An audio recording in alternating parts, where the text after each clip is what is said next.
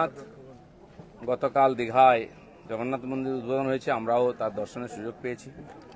এই ঘটনাকে নিয়ে বহু রকম তর্ক বিতর্ক শুরু হয়ে গেছে। ভগবানকে তর্কের উপরেই রাখা উচিত, কিন্তু অভ্যাসবশত অনেকে বিতর্ক শুরু করেছেন। এবং মজার ব্যাপার, আমি কেন ভগবানের কাছে এসেছি তাতে অনেকের কষ্ট হয়েছে।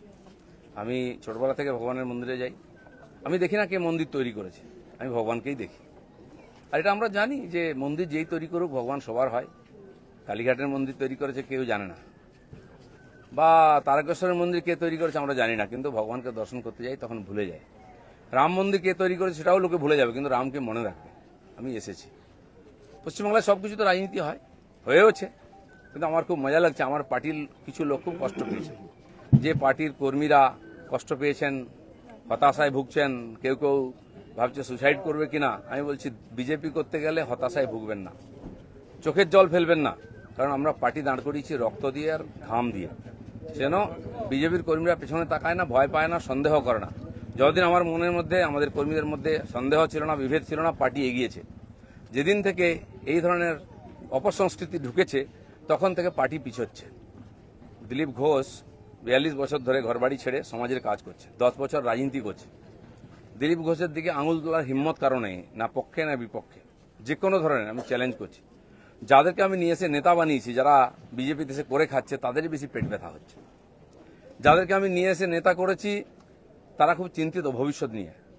পার্টির উপরে ভরসা রাখুন, চিন্তা করার কোনো দরকার নেই। আর দিলীপ ঘোষ পার্টি ছাড়বে কিনা, কোথায় যাবে, অনেকে দুশ্চিন্তাগ্রস্ত, অনেকে আনন্দিত। দুশ্চিন্তা করার দরকার নেই, আনন্দিত হওয়ার দরকার নেই। দিলীপ ঘোষ দরকার হলে রাজনীতি ছাড়বে, কিন্তু পার্টি ছাড়বে না, বিজেপি ছাড়বে না, এটা পরিষ্কার বলে দিচ্ছি। কিছু লোক হয়তো চাইছেন আমি পার্টি ছাড়লে জায়গাটা খালি হবে, সুবিধা হবে।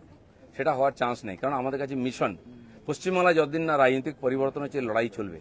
আর যে আমার লক্ষ লক্ষ সাথী 10 বছর ধরে আমার সঙ্গে লড়াই করেছেন, রক্ত দিয়েছেন, ঘাম দিয়েছেন, প্রাণ দিয়েছেন, পরিবারকে রাস্তায় বসিয়ে দিয়েছেন, সেটাই আমাদের কাছে প্রেরণা। কেউ বলছে 57 জন শহীদ হয়েছে, তারা ভাবছেন যে 21 সালে বোধহয় বিজেপি তৈরি হয়েছে। তা হয়নি, 257 জন শহীদ হয়েছে, রাজনৈতিক শহীদ। সেই শহীদ ভুলিনি, কারণ আমার সময় তারা প্রাণ দিয়েছেন। তার ফলে 77 সিট জিতেছিলাম। আজকে 1 ডজন এমএলএ আমাদের ছেড়ে চলে গেছে, এমপি চলে যাচ্ছে, পঞ্চায়েত, জেলা পরিষদ, সমিতি চলে যাচ্ছে। কিন্তু আমি বলছি আমাদের বিচারধারা, আমাদের রাস্তা ঠিক আছে, ঘাবড়াবেন না, ভয় পাবেন না। বিজেপি ভয় পায় না বলে ভারতবর্ষে পরিবর্তন করতে পেরেছে। আমরা সেই পার্টির সংস্কৃতি মানি যে পার্টির প্রধানমন্ত্রী অটল বিহারী বাজপেয়ী কালীঘাটে গিয়ে মমতা ব্যানার্জির মায়ের পায়ে হাত দিয়ে প্রণাম করেছিলেন। আমরা সেই সংস্কৃতির লোক। মমতা ব্যানার্জি তখন আমাদের সঙ্গে ছিলেন, আর অন্যদিকে চলে গেছেন, শত্রু হয়ে গেছেন, এটা আমি মনে করি না। রাজনীতি আমার কোনো শত্রু নাই, আমি সবাইকে মিত্র করার চেষ্টা করি। আর মিত্র করেছে বলে ভারতীয় জনতা পার্টি এত বড় হয়েছে। অন্য পার্টির বহু নেতা এসে পার্টিতে নেতৃত্ব করছেন। তো সেই জন্য আমরা সেই সংস্কৃতির লোক, সেই পার্টির কর্মী, যে পার্টির প্রধানমন্ত্রী অটল বিহারী বাজপেয়ী শান্তির বার্তা নিয়ে বাসে চড়ে লাহোরে গেছিলেন, শত্রুর দেশে গেছিলেন, ঘোষিত শত্রু পাকিস্তান, প্রধানমন্ত্রীর সঙ্গে আলাপ করেছিলেন। ফিরে আসার পরে পাকিস্তান আক্রমণ করেছিল, কার্গিল যুদ্ধ হয়েছিল, অটল বিহারীর হাত কাঁপেনি, মিরাজ পাঠিয়ে দিয়ে, সেনা পাঠিয়ে দিয়ে সমস্ত বাংকার গুঁড়িয়ে দিয়েছিলেন। আমরা সেই সংস্কৃতি, এটা ভারতের সংস্কৃতি, এটা বিজেপি সংস্কৃতি।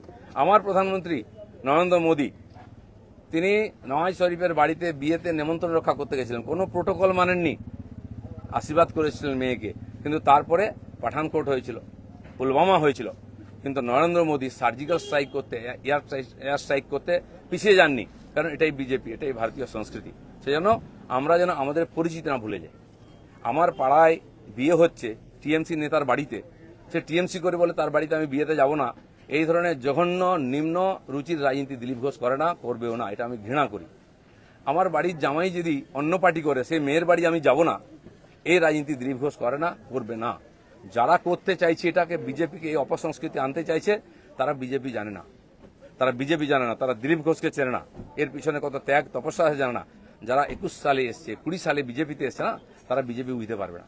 কেউ কেউ আরএসএস দেখাচ্ছে, কেউ কেউ হিন্দুত্ব বোঝাচ্ছে। দিলীপ ঘোষকে হিন্দুত্ব বোঝাবেন না। আমার কাটলে গায়ে হিন্দুর রক্ত বেরোবে, বিজেপির রক্ত বেরোবে। বাকিদের গায়ে কি রক্ত আছে আমি জানি না, কারণ বহু জায়গায় ঘুরে এসছেন তারা।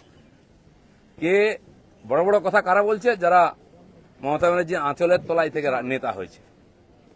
আরো বড় বড় কথা বলছে, অনেকে চরিত্রের কথা বলছে, যারা কালীঘাটের উচ্ছিষ্ট খেয়ে জীবন কাটিয়েছে, আজকে বিজেপির উচ্ছিষ্ট খেয়ে বেঁচে আছে, তারা দিলীপ ঘোষকে ক্যারেক্টার সার্টিফিকেট দিচ্ছে। যারা 4টে বিয়ে করে 14টা গার্লফ্রেন্ড রাখে, রাত্রের জীবন একরকম দিনের জীবন একরকম, তারা দিলীপ ঘোষকে ত্যাগী ভোগী বলছে। আহাম্মক, রাস্তায় দাঁড়িয়ে বলো লোকে কি বলবে। দিলীপ ঘোষ আজকেও রাস্তায় দাঁড়িয়ে আছে, কালো দাঁড়িয়েছিল, আগামী দিনেও থাকবে। মানুষ জানে দিলীপ ঘোষ কি করেছে, দিলীপ ঘোষ কি। আমার মন আর মুখ এক। আমি পর্দার আড়ালে কথা বলি না, কোন নেতার সঙ্গে বন্ধ ঘরে মিশি না, আমি সে যেই নেতা হোক।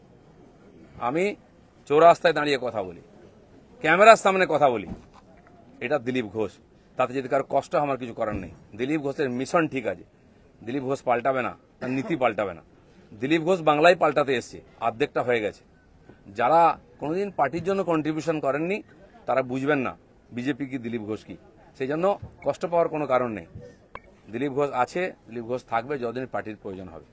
যে কর্মীরা আবেগে ভাসছেন, আবেগে ভাসার সময় নয়। যদি সত্যি সংকট আছে লড়াই করুন।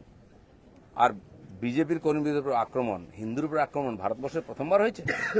আজ যারা বড় বড় কথা বলছেন তারা হিন্দুর জন্য কতটা লড়াই করেছেন, কি ত্যাগ করেছেন। 4 পয়সার ত্যাগ নেই। বিজেপিতে কামাতে এসছেন, কামানো কমে যাচ্ছে। আমি দোকান সাজিয়ে দিয়েছিলাম 77টা এমএলএ দিয়ে, 1 ডজন এমএলএ আজকে নাই কেন? এমপি কোথায় গেল? জেলা পরিষদ সমিতি প্রধান চলে যাচ্ছে কেন? জবাব কে দেবে? 21-এর পর থেকে বিজেপি নামছে। 19 সালে বিজেপি 41% ভোট পেয়েছিল এবং আজ অনেক নেতা আমাদের পার্টিতে তার বিরুদ্ধে লড়াই করে আমরা পার্টিকে বাড়িয়েছিলাম।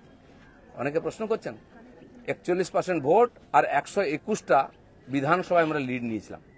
5 বছর পরে 24 সালের ইলেকশনে সেই ভোট 39% নেমেছে আর 91টা বিধানসভায় আমরা লিড পেয়েছি। পার্টি এগোচ্ছে না পিছোচ্ছে? আমরা হার জিততে ভুলে গেছি 21 সালের পরে। প্রশ্ন করুন, পাবলিক প্রশ্ন করছে। দিলীপ ঘোষের এটাই প্রশ্ন আছে। যারা আমাকে প্রশ্ন করছেন আমি তাদের দিকে প্রশ্ন করছি। আপনারা তো নীতি শেখাচ্ছেন, রাজনীতি শেখাচ্ছেন, হিন্দুত্ব শেখাচ্ছেন, কি দিয়েছেন সমাজকে? কেন পার্টি নেমে গেছে? 250 লোকের প্রাণের বিনিময়ে যে পার্টি দাঁড় করিয়েছিলাম সে পার্টি কোথায় আজকে? কেন হারছি আমরা? কেন লোকে ছিচিৎকার করছে? আর এই দালালরা যেদিন থেকে পার্টিতে এসছে বিজেপির গন্ধও চলে গেছে, বিজেপির স্বাদও চলে গেছে। লোক বিজেপির ভরসা করতে পারছে না। তাই ভরসা ফিরিয়ে আনার জন্য লড়াই করুন, নাটক করবেন না। রক্ত দিয়েছি আমরা, ঘাম দিয়েছি, তারপরে মানুষের বিশ্বাস জিতেছি, মানুষের আশীর্বাদ জিতেছি। দিলীপ ঘোষের তো লড়াই জারি আছে। আপনারা ঠিক করুন কে কোন পার্টি থেকে লড়াই করবেন। দিলীপ ঘোষ পার্টি পাল্টাতে আসেনি, পশ্চিমবাংলাকে পাল্টাতে এসেছে। ধন্যবাদ সবাইকে।